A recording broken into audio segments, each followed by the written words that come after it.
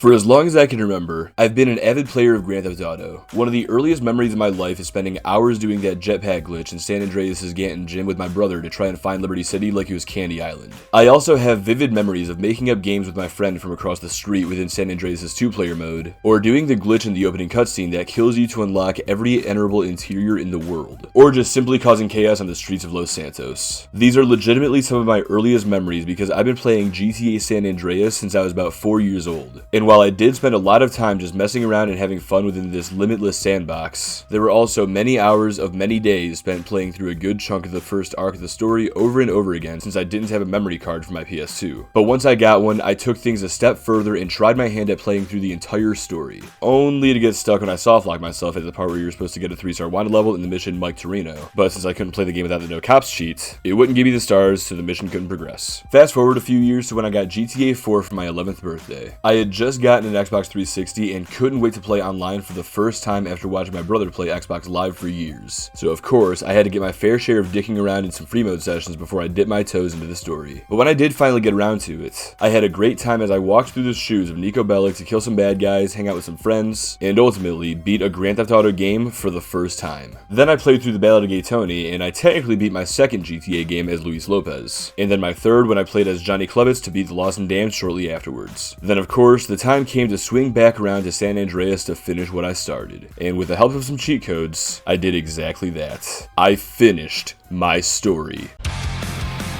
No, hold on, stop it. Let me rephrase that. I finished CJ's story, and a couple of years later, I did it again for the first time without cheats. A few months later, my mom picked me up from school and gave me a brand new video game that I and the whole world had been looking forward to. On September 17th, 2013, she gave me my first copy, of many, of Grand Theft Auto 5. Now, as much as I couldn't wait to boot it up and play it online with some of my friends, Rockstar had announced that GTA Online wouldn't make its debut until 2 weeks later, and I knew that if I didn't finish GTA 5 within that time, then there'd be a snowball's chance in hell that I'd do so anytime soon. So I got to work and enjoyed playing through the story of 3 protagonists for the first time, Franklin, Michael, and Trevor, until I beat a GTA game within weeks of its release for the first time ever. That would be the last time that I finished a new GTA story for a while though. Not because there hasn't been a new GTA since then, but because I hadn't gotten around to giving any of the ones I never really played their chance yet. So now we're gonna skip a whole 8 years into the future to 2021. Rockstar Games has just announced Grand Theft Auto The Trilogy, the Definitive Edition, remasters of GTA's 3, Vice City, and San Andreas. Not only that, but they also declared that the original versions of these games would be discontinued after this release. So with that, I decided now is as good a time as any to purchase GTA's 3 and Vice City on my PC and play through the originals with some quality of life mods. Because if I didn't play them now, then I never will after the Definitive Edition comes out. Oh boy, how wrong I was, man. Nevertheless, I got to work at playing through GTA 3 and, well, my experiences with this game have been well documented by this point. But regardless, I played the story of Claude and I conquered yet another Grand Theft Auto game. Next up was Vice City, and after a fun week of terrorizing the town as Tommy Vercetti, I put another GTA title under my belt. Then I played the Definitive Edition. Yep, I sure as hell played it, didn't I? And yes, for the record, I beat those too. Except for San Andreas. Honestly, never brought myself to even launch that one out of fear of seeing how they massacred my boy. But even then, my work still wasn't done. Bored one day, another year later, I decided to give Liberty City Stories a shot, and as I walked these familiar streets through the shoes of Tony Cipriani, I eventually changed the trajectory of my YouTube career, but not before I completed his story too. Lastly, off the back of the success of that video, I jumped into the life of Victor Vance and lived his story as I completed my final GTA game, Vice City Stories. And that brings us to today, in the year 2025, where I've just spent the past couple of minutes telling you my story of how I played through so many Grand Theft Auto games in my life. Now the question is, why? Why do I bother telling you all this, and why should you care? Well, it's because I want you all to understand how much experience I have at playing through these stories as I tell you a theory that I have about all of them. Yeah, you heard me right. It's a game theory, motherfuckers! It was only a matter of time before I got to this part of my YouTube journey, right? I've made general gaming content, I've done plenty of retrospectives, I've done the whole Watch Mojo list thing. Hell, I've even written goddamn fan fiction for Christ's sake. But this whole time I've been making content on the Grand Theft Auto series, I've had something in the back of my mind that I've wanted to talk about. And it's this idea in my head about the protagonists of each of these games. Basically, this theory that I have it's gonna sound crazy, but just hear me out. My theory is that within the universes of Grand Theft Auto, there exists some kind of supernatural force that selects typically lowly individuals and bestows superhuman powers upon them to help them achieve whatever impossible goals they need to meet to survive. We've seen this force take control of the lives of several characters across several different realms and eras of the world, usually being one at a time. But more recently, we've seen multiple individuals be blessed by this force simultaneously, and we've seen these multiple individuals both use their powers to counteract each other in a struggle for dominance, as well as unify their powers to become insurmountably unstoppable. Of course, in reality, we could chalk up this force I speak of as the writers inside of Rockstar Games making up new characters to tell whatever narrative they want to share. But if you can join me in suspending our disbelief that these characters and their universes are pre-existing, in that there is some sort of divine intervention that determines which of these uncountable random people inside these worlds may gain the powers of the main character, this theory becomes a whole lot more fun to delve into. So with that, let's delve into it. Oh yeah, and a quick side note before we actually begin. As I mentioned in my DT December videos, I've never played through any of the 2D GTA games, so long story short, if I haven't mentioned the game already in this intro, it's not being talked about. Sorry to all you Chinatown Wars fans out there. Now then, where was I? Oh yeah. Within the grand world of Grand Theft Auto, I have a theory that there is some sort of divine force that handpicks our protagonists and gives them superheroic and even supernatural powers. And over the next however many minutes this video ends up being, I'm gonna tell you why.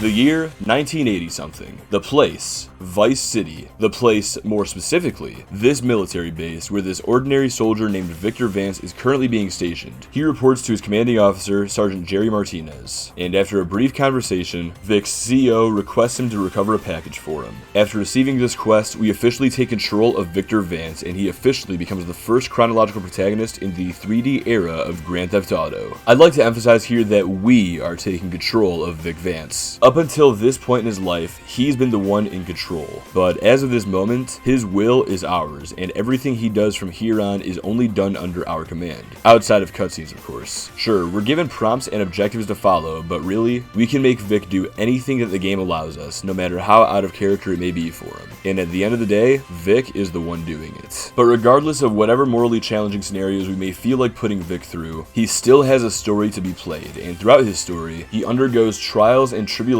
that any normal man would fold under. However, thanks to the power that he's been given, Vic is able to pull off incredible feats such as surviving a car chase shootout, evading heavy police forces while driving truckloads of drugs, stealing a helicopter from the goddamn US Army, and taking on an entire drug cartel single-handedly and winning. Of course, there is the occasional hiccup where things don't go Vic's way, but this is outside the narrative. See, in the event that the plan goes to shit and Vic meets his demise, he has the supernatural ability to simply be revived and wake up at the hospital just a few hours later, ready to try again. Or, if he finds himself being arrested by the police, Vic always gets released from jail later that day with all of his terroristic charges dropped. Now, you could make the argument that the times that the player gets wasted or busted are simply non-canon, and they technically are from one perspective. But the reason why I go against this argument is because he always has to pay hospital fees or police bribes before we can retake control of him, and these expenses stick with him after we continue forward. That to me is evidence that these deaths and arrests are reality,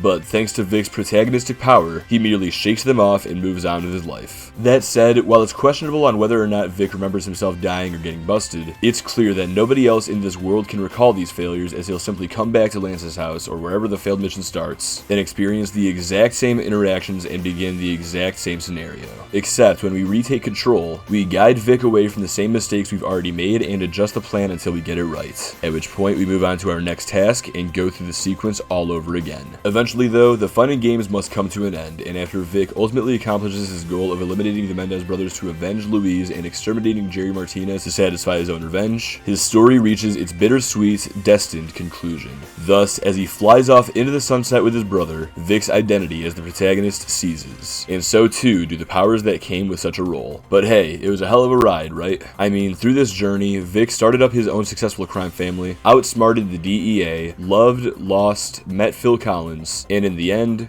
1. But now that his story is over, it's time for another story to begin. The year, 1980-something. The place, Vice City. The place, more specifically, this random port where this ordinary drug lord named Victor Vance is currently giving away some product in exchange for some cash. But this is not his story. Not anymore. And as such, we're shown firsthand that in this world, if you are not the protagonist, then you are not safe. Just a few years ago, Vic easily would have survived this ambush, but now, this supernatural force has selected somebody new. Tommy Vercetti. Remember the name. Unlike our former protagonist, our current one survives this attack and retreats back to his lawyer's office. From here, we take control of this one-time ordinary mobster and begin his story. Just like with Vic, up until this point in Tommy's life, he's been the one responsible for all of his own actions, but now that we're in the driver's seat, we can control his every movement and can use him to act as a weapon to enact any kind of violence we may wish to partake in. Only this time, let's be real, it's not all that out of character for our protagonist to do these things. Nevertheless, through Tommy's story, we pull off similar feats to Vic by doing things like taking on foreign governments, wiping out gangsters in an entire building with RC vehicles, overthrowing a drug baron's empire, defeating a powerful mafia family, and doing it all on his own while making it all look easy. Whereas Vic was held back by his morals and suffered great losses during his time as the protagonist, the more psychotic Tommy takes his newfound powers and full-on sprints with them until he's the undisputed king of Vice City. Of course though, his time in the sun eventually comes to an end when he rubs out Sonny Forelli and defeats his former mafia family once and for all. But by then, he's already taken full advantage of the opportunity that was given to him by conquering every facet of this town, be it its nightclubs, its taxi industry, or its film business. So when the time comes for him to surrender his powers following the story's end, it's safe to assume that he's well off and still untouchable well after giving up his role as the protagonist. But now, it's time to shift our focus away from the glorious town of Vice City and examine the great state of San Andreas. Upon hearing of his mother's death, a gangbanger by the name of Carl Johnson makes his return home to Los Santos after 5 years to be with his family. But just before he arrives at his house, he's intercepted by some familiar but unfriendly faces as he's apprehended by the city's crash unit, headed by Officer Frank Tenpenny. Up until 5 years ago, it's safe to assume that Tenpenny harassed CJ and other members of the old gang and forced them to do his dirty work. And now that Carl's back, he looks to pick up exactly where they left off. However, the difference is that 5 years ago, CJ was just an ordinary hoodlum. But as of the time that he's dropped off in the worst place in the world, he officially becomes the world's next protagonist, and as such, this time will be different, because this time, he's got a story to finish. At first, Carl gets involved in the same petty gangbanging that he's used to, completing simple tasks like tagging up some turf, driving up some buys, and seizuring his Villalpando. But the longer that he's in Los Santos, the challenges he faces start to become more and more superhuman as he becomes tasked with things like robbing the army, much like another protagonist we talked about, as well as taking on foreign adversaries, much like the other protagonist we talked about. But nevertheless, most of our missions in Los Santos remain relatively grounded as we primarily wage war with the town's other gangs. However, after CJ uncovers the truth about the motherfucking Green Saber and is subsequently exiled to the countryside, he starts to take a more major note of his superheroic powers through his robberies with Catalina, as just the pair of them manage to commandeer a tanker, eliminate a larger band of thieves, rob a betting shop, and even perform a bank heist, all with presumably minimal planning. But Carl's ability to just power through these odds doesn't wane upon completing these robberies. After our business with Catalina has wrapped, CJ goes on to topple San Fierro's most powerful crime syndicate pretty much on his own while also doing all the heavy lifting in the Triad's war with the Danang boys. So far though, most of these incredible feats that CJ's been able to pull off, he's done so alongside his allies in one way or another. But upon being summoned out to the desert by Mike Torino, the level of insanity of his objectives gets cranked up to 11 as he's forced to take out whole-ass government agents, be it by shooting rockets at their helicopters from atop a mountain, or by infiltrating their plane and blowing it up from within. And then, just for shits and giggles, CJ even invades this world's equivalent of Area 51, steals their jetpack after immediately learning how to fly it by the way, and then uses said jetpack to kill some US soldiers on a train. And all this just because his weird hippie friend asked him for a favor. But before I get too far away from the topic of Mike Torino, I want to briefly circle back to a quick little theory within this theory, a sub-theory if you will. Now, based on Torino's position in the government and the way that we've seen him outplay our protagonist so strategically, it's safe to assume that he's a very smart man, but to entrust some gangbanger with these Herculean tasks, it looks like an incredible blunder destined for failure on the surface. However, if you really think about the character that Torino is, I'd say it's likely that at the very least, Torino knows CJ is a very special individual, but at the most, I wouldn't think it's far-fetched to believe that Torino, or maybe even the government as a whole, knows about this world's protagonists and the powers that they can possess. If this is the case, then I think it's likely that at some point after meeting CJ, Torino recognized the power that this gangbanger had, and upon doing some research to learn about Carl's incarcerated brother, he discovered a way to blackmail him in order to use that power for his own gain. But that's just a theory. A conspiracy theory about a conspiracy theorist. Anyway, moving on from Torino, after reaching Las Venturas, CJ would go on to infiltrate the Mafia and pull off a heist against their casino with a crew so unlikely that they hired the damn janitor. But of course, without our protagonist pulling off more feats like invading another army base and hijacking a plane midair, that unlikely crew would have never gotten through the front door. Regardless, CJ eventually makes his grand return to his home of Los Santos by raiding an entire mansion full of rival gangsters, and then completes one more superhuman challenge for Torino to get Sweet out of prison. Then, with some help from Sweet, but mostly through his own ability, our protagonist brings the hoods of Los Santos back under Grove Street's influence by killing hundreds of rival gangsters all by himself. Finally, once he's done enough damage, he bulldozes his way through even more gangsters as he clears floor by floor of Big Smoke's forces until he kills the Kingpin himself, and then goes on to cause the death of the cop that had threatened the survival of everything he'd ever known and loved. Had the events of this game taken place 5 years prior, it's unlikely that CJ would have had the resolve to make it as far as he did here for a variety of reasons. But the most prominent one, in my opinion, is that he had not yet been blessed with the powers of the protagonist. However, since those powers had been passed on to him upon reuniting with his family, he had evolved from the ordinary hoodlum that Tenpenny used to take advantage of, and had become an irresistible force that couldn't be stopped until it was ready to. But now that Smoke and Tenpenny have been dealt with, CJ finally is ready to stop, and so, the time has come for his powers to leave him and find another host. Well, I hope you guys like Liberty City, because we're gonna be here for a while. Starting in the year 1998, Liberty City would see its first resident be chosen to be a protagonist, as Tony Cipriani would be given this power. Although, let's not get too excited here, because out of all the protagonists we've talked about so far, Tony may be the one who uses his powers the most sparingly, and I believe it's because of his loyalty to his Don, Salvatore Leone. See, while the stories of Victor Vance, Tommy Vercetti, and Carl Johnson have all seen their main characters break free from the forces that shackled them to become independently powerful and remain that way after they lose their protagonistic powers, well, for the most part at least, Tony starts his story out as a member of the Leone crime family and ends it as the right-hand man to Salvatore. And while his family benefits from his powers as they're able to rid themselves of the Sicilians thanks to Tony's efforts, Tony himself doesn't quite reach the same prosperity as the protagonists who came before him. Nevertheless, even if Tony's powers were handicapped by his loyalty, he still gets the chance to do some incredible things while he's in the driver's seat. For example, after his mom gets fed up with him for not being a good enough mobster, he fends off a squad of hitmen and survives their wrath until he becomes a made man.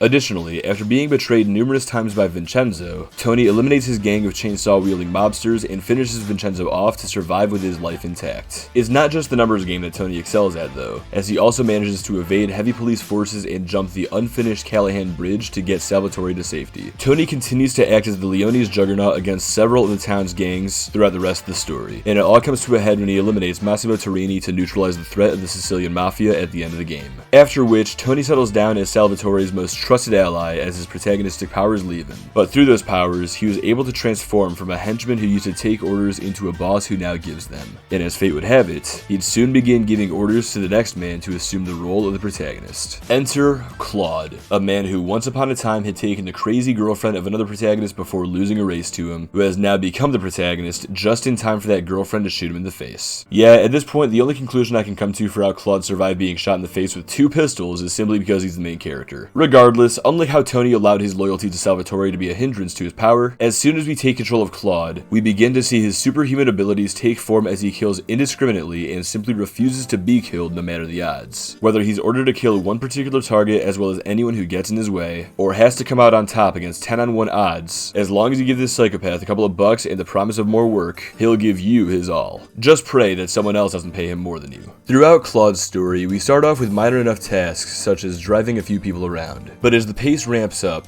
so too does Claude's willingness to commit atrocities as he shows he's not afraid to perform acts of terrorism in this parody of 2001's New York. Nor is he unwilling to wipe out entire groups of enemies with nothing but a couple of toys stuffed inside his leather jacket. I honestly think Claude may be the most potent protagonist that we've seen up until this point in this world, as evidenced by his ability to do what CJ couldn't and what took Tommy his entire story to do to his Ferrelli counterparts, and that's eliminate the head of the Leone Mafia within just the first half of this game. I feel that Claude's higher potential to unleash his protagonistic powers comes from that psychopathic nature I alluded to earlier, and that many of you have pointed out to me in the comments of some of my recent videos. Simply put, characters like Vic and CJ have their own sets of morals and have loyalties to certain supporting characters for various reasons, and these attachments arguably hold them back from reaching their full potential. Meanwhile, a character like Tommy has loyalties that are few and far between, and if he has a strong enough reason to put someone he likes down, he's shown that he will not hesitate to. But even then, I still wouldn't really see Tommy killing the brother of the woman who helped save his life just for a few bucks. But Claude, on the other hand, jumps at such an opportunity, which shows to me that he truly has zero attachment to anybody in this game. As such, he quite literally has nothing to lose, so he's fully capable of utilizing his powers as the protagonist to their full extent to achieve any goal he sets. This couldn't be more evident than when he goes to confront Catalina in the game's finale, and he simply powers through everything she throws at him like a goddamn Terminator until he finally completes his ultimate objective. All in all, Claude is undoubtedly the scariest protagonist that we've talked about so far in this video, and as we reach the end of the 3D era, I honestly don't think that there's anybody in the HD era who could top his pure power. After all, in addition to some of the feats I've already talked about, Claude also manages to eliminate FBI agents unscathed, lure dangerous gangsters into a death trap, act as a decoy, and survive Liberty City's entire police force coming down on him for 3 whole hours, assuming of course that 1 real-world minute still translates to 1 in-game hour in the context of this mission, shoot a plane out of the air with a rocket launcher, plus do so much more throughout the game. But of course, he can't remain this powerful forever, for once he successfully achieves his goal of taking revenge on Catalina, that familiar time comes around yet again where our hero must relinquish the powers of the protagonist so that we can walk in the shoes of our next hero. But then again, maybe that's not the case for Claude. As I've mentioned, despite being the first game in Grand Theft Auto's 3D era, GTA 3 is also the final game in this era's chronology. So, seeing as how the HD era technically takes place in a different universe, perhaps another theory we can make is that seeing as how he was the final protagonist in his timeline, maybe Claude never loses the role of the protagonist. Perhaps since this supernatural force has finally found a subject who uses his gift to its full extent, maybe it's not so far-fetched to believe that he was never stripped of these powers like those who came before him. Whereas other characters were satisfied with where they ended up by the time that they had to surrender their powers, it's not much of a gamble to claim that Claude is ready to keep pushing forward and keep wreaking havoc on this world. Who's to say, really? Maybe even now, nearly a quarter of a century after the events of GTA 3 took place, Claude is still terrorizing Liberty City's streets because he hasn't decided to quit yet, and nobody can make him. All I know is that if he's to survive those streets after everything he's done on them, he's gonna need that immortality he was granted. But regardless of whether or not Claude is still creating chaos, it's time for us to say goodbye to the protagonists of the 3D era and move forward to talk about a pair of trios introduced to us in the HD era.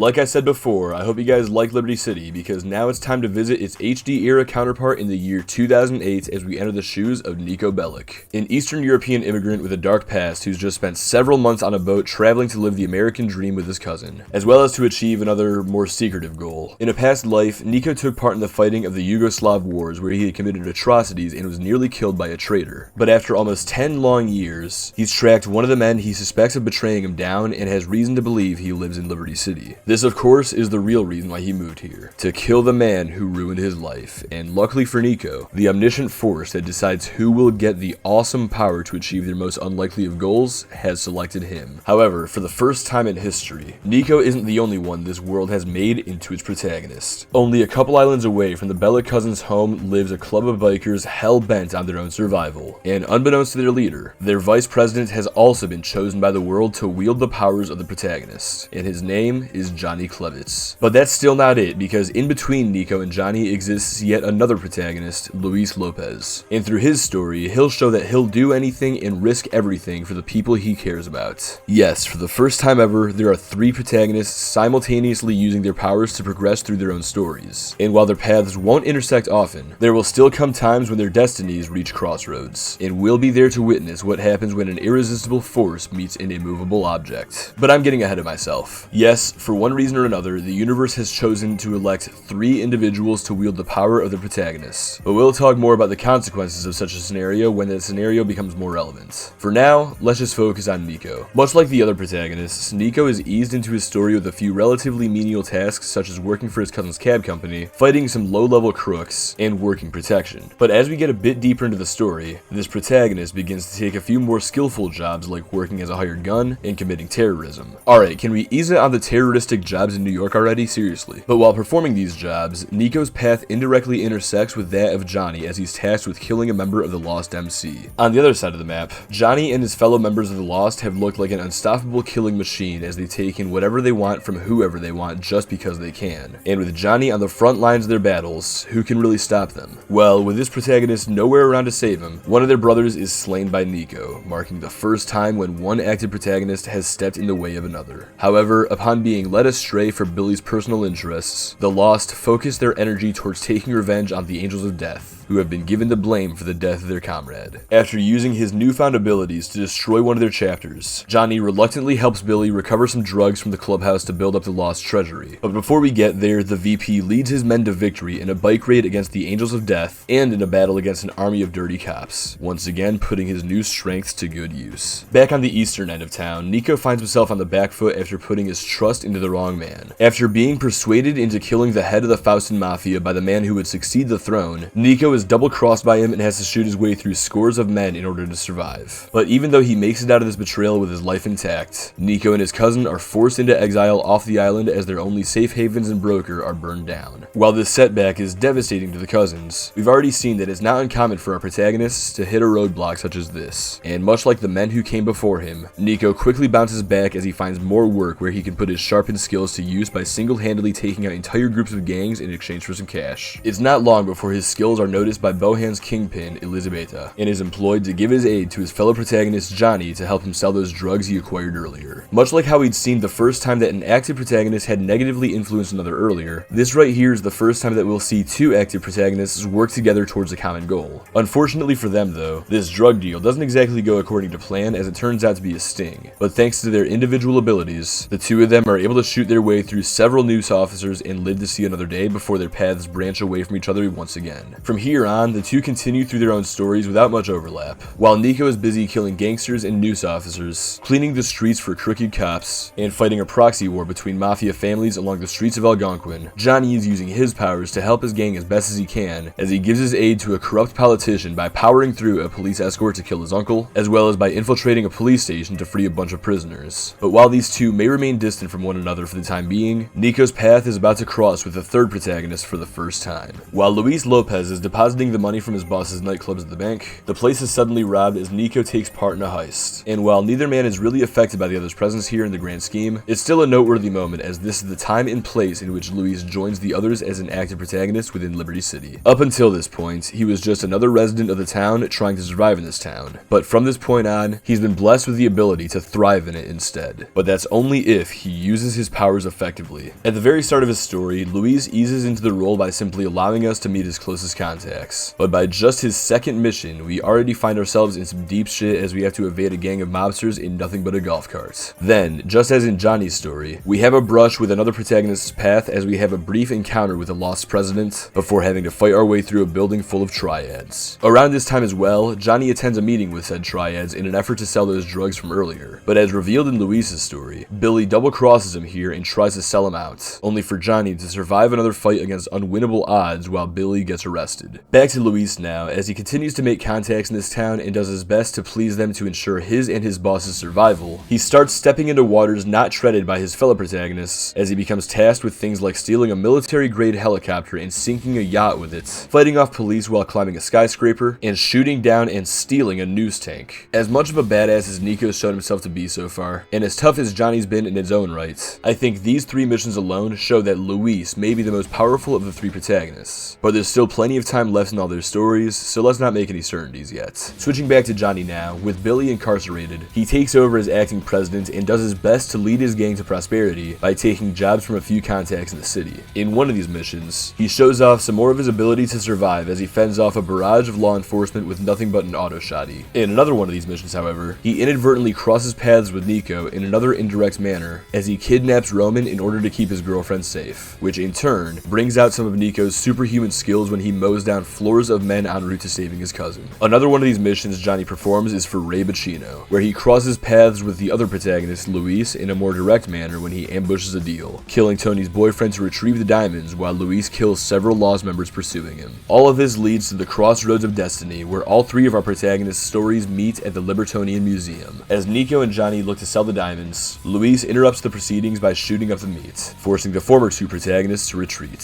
From there, Luis retrieves the diamonds and escapes the way he came. Nico and Johnny, meanwhile, have to fight through members of the Jewish mob and barely escape with their lives. But while Nico leaves the place empty-handed, Johnny manages to retrieve the cash meant for Ray and escape with it. This leads to the end of Johnny's time as the protagonist. Upon double-crossing Ray Bacino, the mob capo retaliates by sending his men after the lost MC. While Johnny himself manages to survive these forces, Nico fulfills Ray's task of eliminating Jim, Johnny's best friend. After this, Johnny sets his sights on the incarcerated president of the Lost, and alongside his brothers, he breaks into the Alderney State Prison, bulldozes his way through an army of prison guards, and ultimately assassinates his former leader. With the job done, Johnny and his remaining brothers accept their defeat and burn down their own clubhouse to bookend the story of the Lost and Damned. Despite being portrayed as a badass killer, it's not a tough assessment to make that Johnny is the weakest of GTA 4's trio of protagonists. But not only that, I might even go a step further and say that he may be the weakest protagonist in all of Grand Theft Auto, but I don't think this is necessarily his fault. While the protagonists of the 3D era had free reign to conquer anything in their path as they were left unchecked, Johnny's time as the protagonist took place simultaneously with two other men who filled such a role, and in several instances, the other two got the better of him. Johnny was checked, and his ability to make the most out of his powers was hindered because of this. His dependency on others in the gang might have also held him back from reaching his true potential as protagonist, and so may had his loyalty to Billy. But whatever the case may be, Johnny's story is over, and now that the powers of the protagonist aren't being stretched between three, perhaps the remaining two can harness that wasted potential for themselves. Now that Johnny's out of the picture, it's believable to think that Nico's strength has just increased, seeing as how he goes on to pull off feats such as taking on mafia squads, chasing down and hijacking trucks, and performing prison breaks. In addition, while working with the McCreary's again, Nico manages to kidnap a mafia boss's daughter and ransom her for the diamonds, leading to one last exchange with Luis, who gives up the diamonds for her. But after the deal is interrupted, Nico once again uses the powers he'd inherited from Johnny to eliminate the interfering party, but not before the diamonds are discarded and lost forever. Now leading into the end of Luis's story, once the diamond storyline has been settled, he looks to settle things with the numerous groups that have been making life hell for him and Tony. In one final stand at the Maisonette, the two of them fight off a large group of infiltrating Russian mobsters until there's no one left to come after them. And now with their offensive neutralized, it's time to shatter their defense. And so Luis finds what the last of them are operating from and brings the fight to them,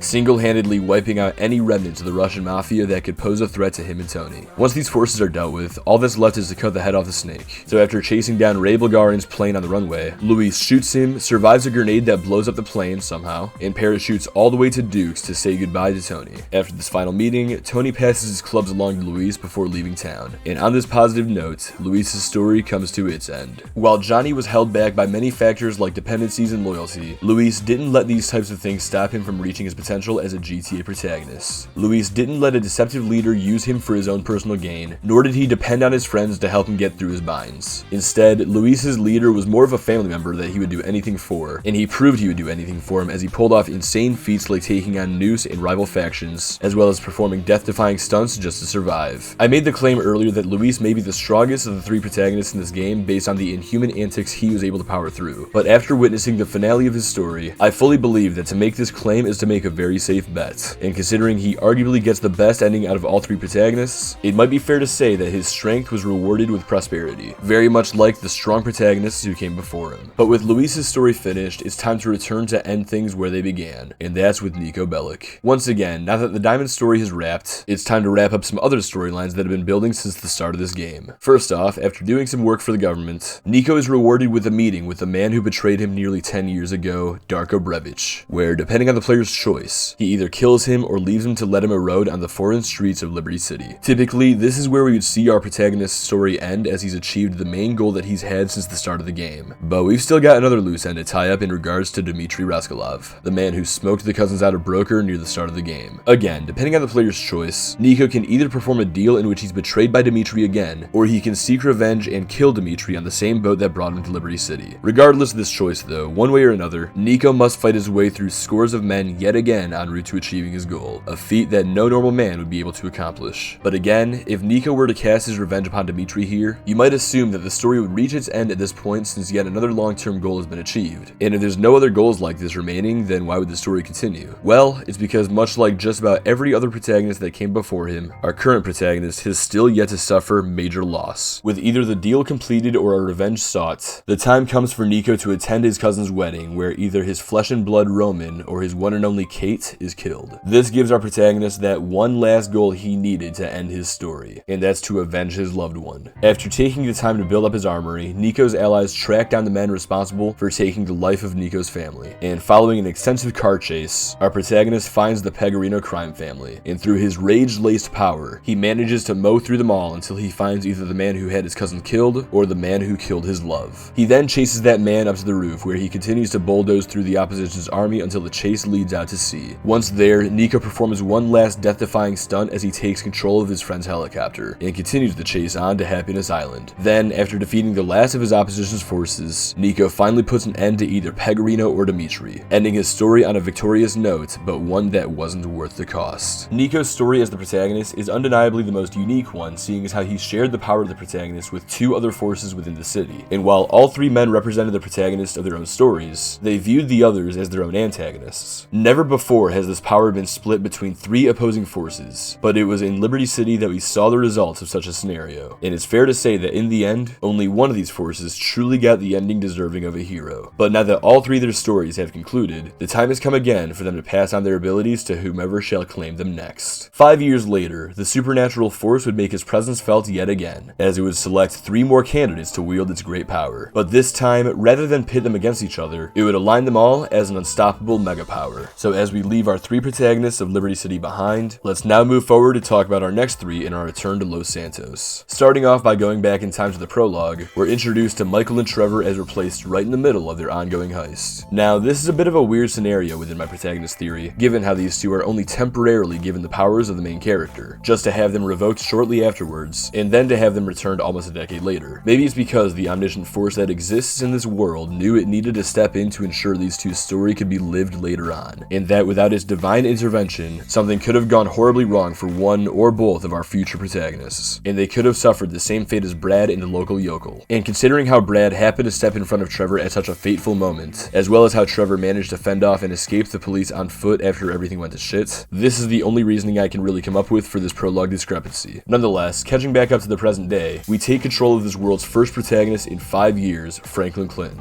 And we're quick to learn that after such a long time without a protagonist, this generation seems to have unlocked actual superpowers given how Franklin is able to slow down time to better handle his car. Now, you could make the argument that this ability, as well as those of the other protagonists, only exists from the player's perspective and that the character himself doesn't actually experience it. However, in one of Franklin and Lamar's short trip missions in GTA Online, Lamar brings up Franklin's superpower, acknowledging its existence, which leads me to believe that it's not something that only the player is aware of. Anyway, in addition to this ability, Franklin shows that he's just as capable as the protagonists who've come before him, as he pulls off basic warm-up feats such as fending off scores of rival gangsters and cops, as well as outmaneuvering advantaged adversaries on the streets of Los Santos. Meanwhile, after only a few missions, our second protagonist's story begins, and despite their initial hostilities, Michael looks more willing to coexist with his counterpart than Liberty City's trio of protagonists were. Additionally, much like Franklin, Michael quickly shows that he's unlocked his own superpower as he can similarly slow down time in order to improve his gunslinging efficiency. Through Michael's missions, we quickly move away from the more grounded introduction into Franklin's story that we may be used to from past games, and almost immediately shift into more action-packed adventures that put our protagonist's powers to the test, like hijacking a yacht at high speeds on the freeway, or completely leveling a stilt house with nothing but a pickup truck. But it's not long before our pair of protagonists really band their powers together to pull off our first heist. Now, I'll point out here that for Michael to have performed this heist successfully, even if he weren't a protagonist, it still wouldn't be too much of a shocker given his prior history as a bank robber. But for Franklin to be involved and get out unscathed with his level of experience, it truly shows that he's walking the trail that was blazed by those who came before him. Regardless of the unlikelihood of their successes though, following the jewel store heist, our pair of protagonists take some time to lie low low, which is convenient enough timing for their powers to be suspended so that another man can use them to their fullest extent. A few hours away from town, Trevor Phillips becomes aware that his old heist crewmate is still walking the earth, and this revelation gives him the motivation he needed to begin his story as he looks to become the only arms dealer in Sandy Shores, and he begins his story by ending another. Yes, just as how the former protagonist Vic Vance met his demise upon meeting the then current one, Tommy Vercetti, the lost president, now weakened and dependent on meth since losing his abilities, is damned by the newest protagonist in this universe, and this time, there are no respawns. As if this weren't a strong enough introduction for him, Trevor then goes on to take out Johnny's closest associates, Clay and Terry, as well as a large chunk of the lost Sandy Shores chapter, and even eliminates the leader of another gang while he's at it. Although technically, the player can choose to spare him, but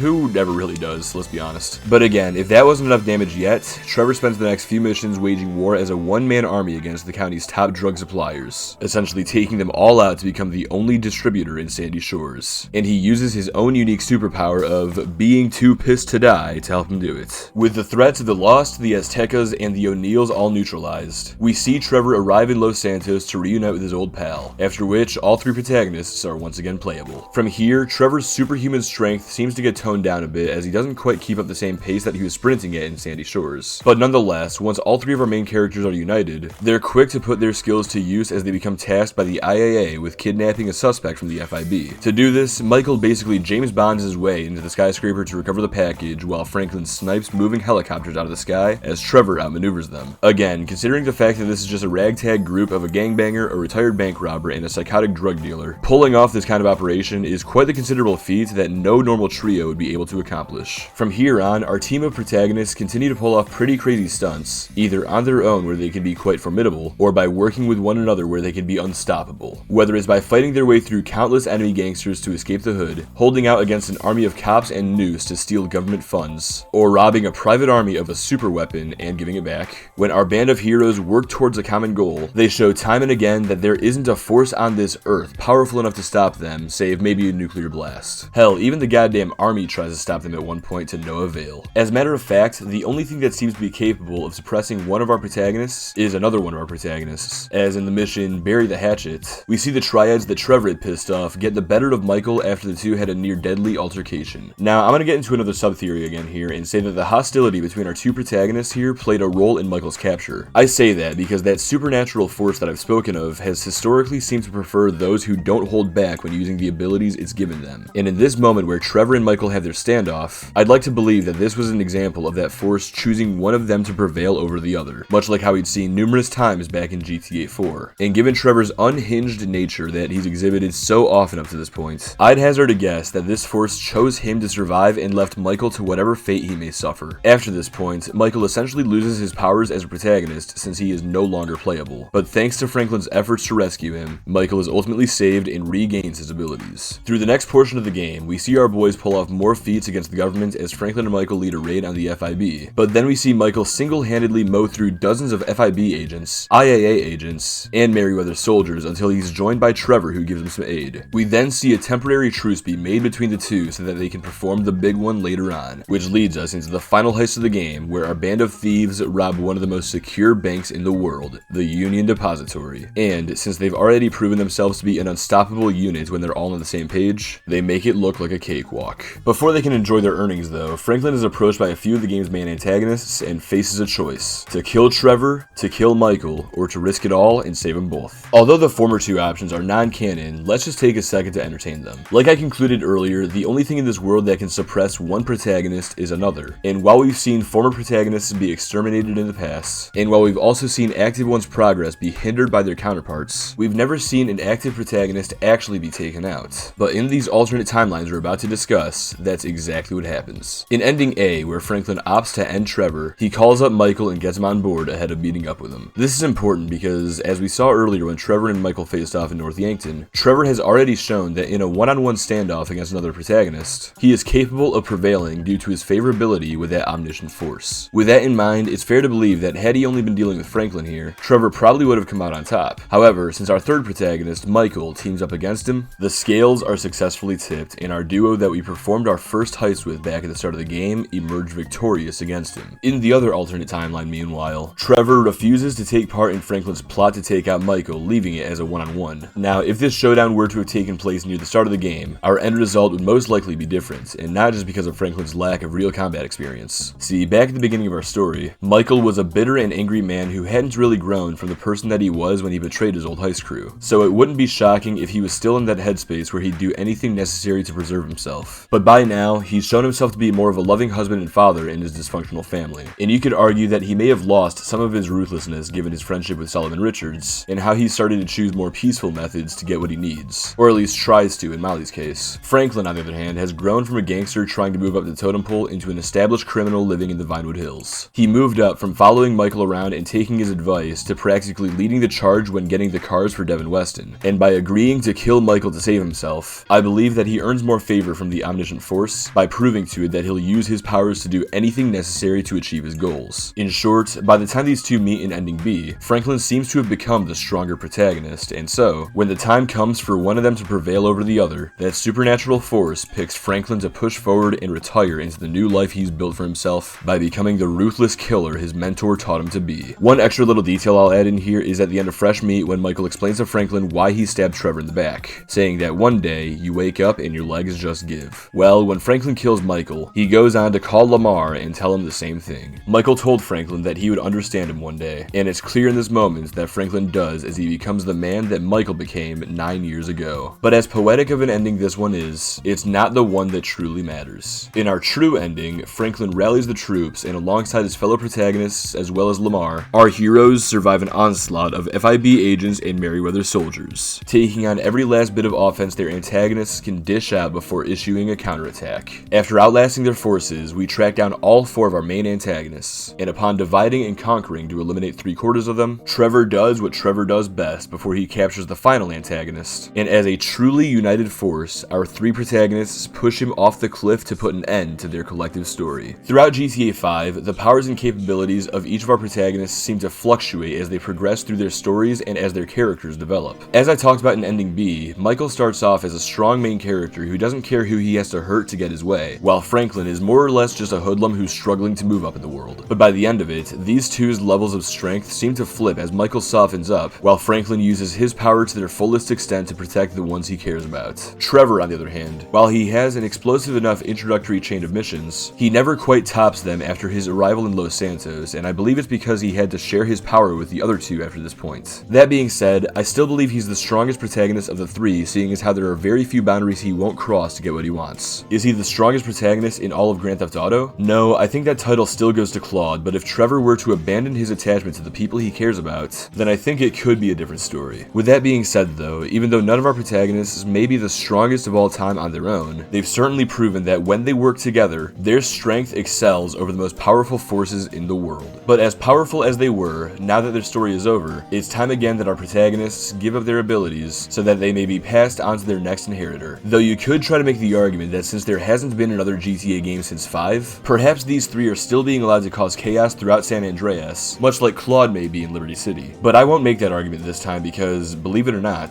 there's still one more story I've yet to talk about. Now, I know what you're probably thinking. Doug, GTA 6 isn't out yet, so what the hell are you on about? Well, what I'm on about now is GTA Online. Hey, say what you want about the mode, but the fact is its events are canon within the HD universe, as proven by some characters in the single player hinting at the existence of these events. So this means that we have one last protagonist to talk about, your GTA Online character. Alright, I'm gonna keep this one somewhat brief since there's not much of a character to talk about here since everybody plays this game differently. But I do at least want to talk about some of his feats, or her feats, but for the sake of simplicity, I'm gonna stick with his, as well as the implications of him being a protagonist in San Andreas. First off, while Franklin, Michael, and Trevor had to split their powers whenever they were all active, our character does not, which means all of the power that the 3 men shared collectively is possessed solely by us at all times. And through the use of this power, our character is able to pull off feats that make those accomplished by previous protagonists look like child's play. From performing prison breaks to heisting banks, from committing executive level white collar crime to running illegal biker businesses, and from illegally dealing arms to air freighting contraband, our character uses his unstoppability to completely take over the state of San Andreas' criminal underworld and thrive as its undisputed kingpin. Though if that weren't enough for him, this motherfucker even begins to fight the government for some rich billionaire and his AI, and then has to work with the government to save the whole goddamn world from him. Crazy how life imitates art sometimes, huh?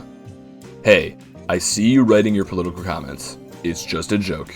Stop it.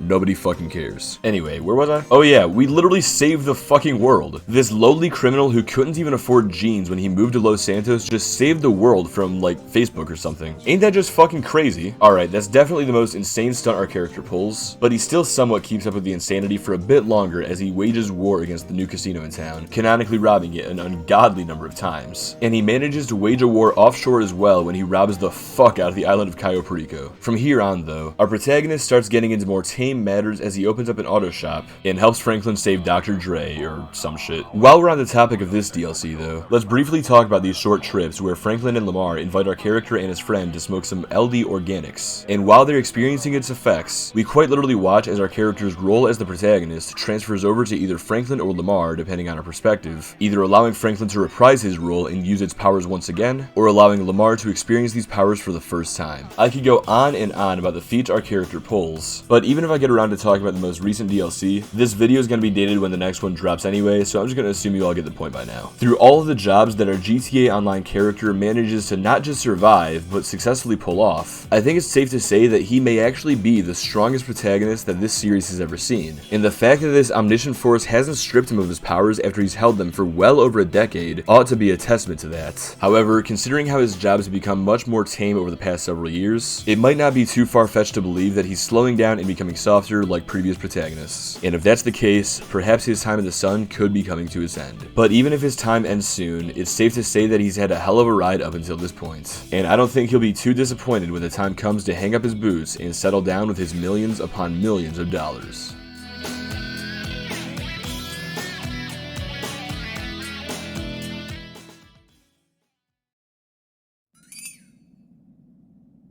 Over the past 40 years, yes, 40, the universes within Grand Theft Auto have seen many a man be protagonized by some unknown but all-powerful force that has dictated who shall be bestowed his powers, for how long they will have them, and what will happen when they lose them. In 1984, Victor Vance became the first man in history to be chosen by this force, and he used his newfound abilities as best as he could to set himself and his family up for life. However, just 2 years after his powers left him, he would meet his end right in front of the man who would inherit them, Tommy Vercetti. Through his story, Tommy ventured to accomplish the same goal as his predecessor, and he did so with flying, vibrant colors. Then in 1992, Carl Johnson took the reins and used them to cast his revenge on those who tried to eradicate his family. But he also used them to establish an empire his family would continue to run long after he had to surrender his powers. A few years later in 1998, Tony Cipriani was crowned as the next protagonist, and thanks to his influence, he managed to save the Leone crime family and establish himself as a made man. Unfortunately for him though, after he gave up his powers, his efforts to bring salvation to the Leones would be undone in 2001 when Claude took those powers, killed Salvatore, and went on to kill the woman who double-crossed him at the beginning of his story. Whether Claude had to surrender his powers or not is anyone's guess, but the fact remains that in our new universe in 2008, 3 separate individuals, Nico Bellic, Johnny Klevitz, and Luis Lopez, were all granted the powers of the protagonist simultaneously. And as they each used their abilities to try and give their stories the best possible ending, they all had to get in each other's way just for a hope to live a decent life after it was all said and done. In the end, Luis was the only one who truly got a good ending, while Johnny arguably got the worst. Nico, on the other hand, fell somewhere in the middle, but assuming his story ended with his cousin's survival, I'd personally like to believe that he's living a good, honest life with him now that he's out of the game. The same surely can't be said for Johnny, who 5 years later would fall victim to one of the next protagonists, Trevor Phillips. Alongside Franklin Clinton and Michael DeSanta, our unified trio took the world by its balls and demanded salvation, and they didn't stop fighting for it until they received it.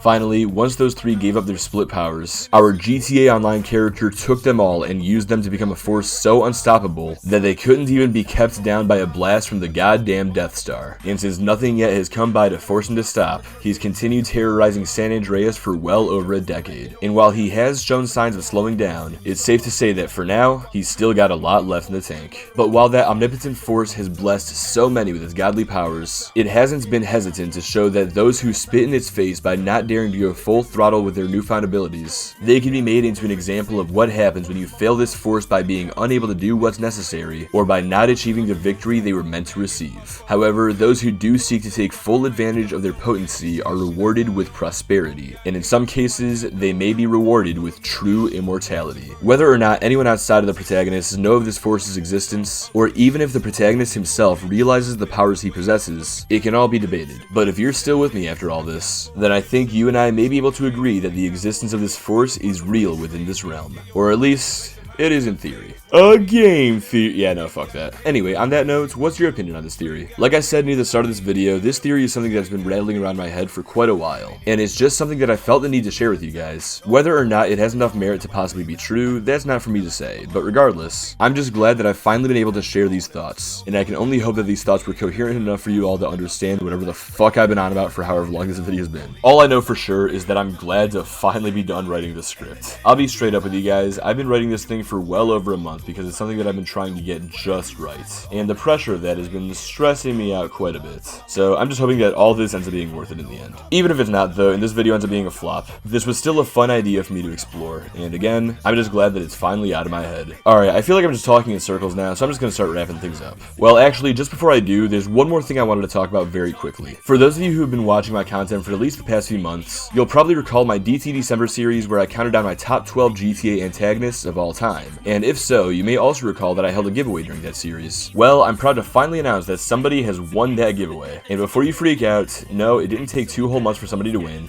It took more like 2 weeks. On January 6th, 12 days after the giveaway became possible to win, someone finally came along and won the thing. But before I reveal who this was, let me explain how it all worked. Simply put, in the final episode of DT December, I left a little message telling you guys to check the description where there was a message that described exactly how to win. And all you had to do was go through the rest of the series, check their descriptions for either a letter or a number at the end of them, unscramble a code formed by them, and message that code in a particular channel in my Discord server. To be honest, I thought it was pretty simple, and on Christmas, I left a clue on my channel telling you guys that victory had become possible. Well, after posting a few more clues over the next few days, there still hadn't been a single message posted in that channel. So after like a week and a half, I just straight up gave you guys the most obvious clue and hoped that somebody would finally figure it out. Sure enough, I saw the first message in that channel later that day, and it was wrong. But then a few hours later, somebody else posted a message, and they got it right. So after going through a brief verification process with them, I crowned Crime Wave as the winner of my $100 giveaway. Speaking of which, congratulations again if you're watching, bro. The funniest part in all this, though, is just the fact that it took nearly 2 weeks for just one single person to read a description. Can't say I blame you, though. I never read the descriptions on YouTube videos either. But either way, though, I wanted to do that giveaway as a bit of a thank you to those of you who have supported me up to this point in my YouTube journey. And if I do another DT December at the end of this year, I might just go ahead and, maybe show my thanks again, who knows. But since I can't afford to thank you all in that manner, let me at least thank you all for watching this video. If you enjoyed it, then please leave a like and maybe share it with a friend who you think might enjoy it too. If you didn't enjoy it, well, still drop a like and boost me in the algorithm so that I may have more money to potentially give you at the end of the year. How about that? Also, whether you agree with my thoughts or not, I implore you to leave a comment telling me why. Not just for that algorithm boost, but because I genuinely love reading your guys' comments and responding to them when I can. Lastly, if you want to see more videos like this in the future, then feel free to hit that subscribe button and get me closer to hitting 10,000 subscribers by the end of the year. On that note, thank you again, all of you, for watching, and I'll see you all again very soon. Have a blessed day, everybody, and until we meet again, this is your boy Doug the Dog 6, and I am signing off. Notes to get your hog tied and rope. Dope like tons of coke. Cutthroat. You don't want the pistols to whistle. Candy paint and powder. Make hoes pop collars. Goddamn hoes, here we go again. Fucking with women, playing the win. Coke in hand, juice and gin. Same shit you was fucking with way back then. We keep it cracking from the acting to the jacking. G'd up, C'd up, motherfucker blaze the weed up. We all on deck, fool, so put your heat up. I stay on deck so me don't get whacked.